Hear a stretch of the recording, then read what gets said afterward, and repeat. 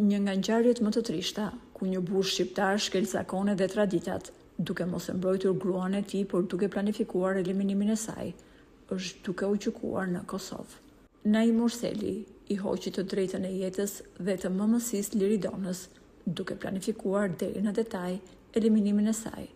2 fëmijë që po rriten pa nënë e pa baba, një nënë që nuk shijoi vitet e saj më të bukura të jetës dhe një baba që nuk do të shikoj djemtë e tij teksa rritem. Kjo është tashmë tabloja familjare në familjen Murseli. Kjo ngjarje sapo ka marrë një kthes shumë të papritur.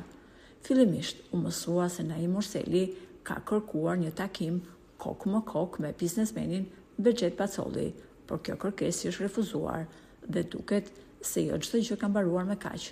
Një tjetër detaj për lidhjen Murseli dhe Bexhet Pacolli është zbuluar nga prokuroria.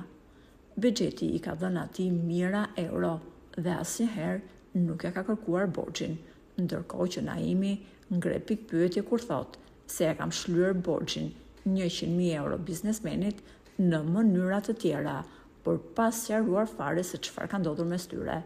Kjo situatë ka nervozuar Pacollin, i cili ka ndarë detaje nga marrëdhënia e tyre e mëparshme dhe lekët që i ka dhënë Murselit. Ai tha: "E kam ndihmuar gjithmonë Naimin dhe s'kam kërkuar asnjëherë borxhin të më kthehet mbrapa. Midis të tjerave më duket se ai më ka një borxh 100.000 euro dhe ka bler me të një lokal në Suedi. Ne kemi një kontratë borxhi, por unë atij asnjëherë nuk ja kam kërkuar lekët mbrapsh."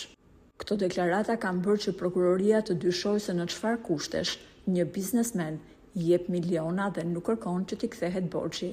Edhe pse prokuroria nuk ka lejuar takimin brenda ambienteve të izolimit të Bexhetit me Naimin, fakt mbetet se biznesmeni i ka dhënë borxh Naim Murselit, pa e kërkuar asnjëherë që kjo shumë t'i kthehet mbrapsht. Po ju, si e komentoni zemërgjërsinë e biznesmenit Bexhet Pacolli ndaj ish-këshilltarit të tij Naim Murseli? Për të lënë mendimin tuaj, mund të shkruani te komentet poshtë videos.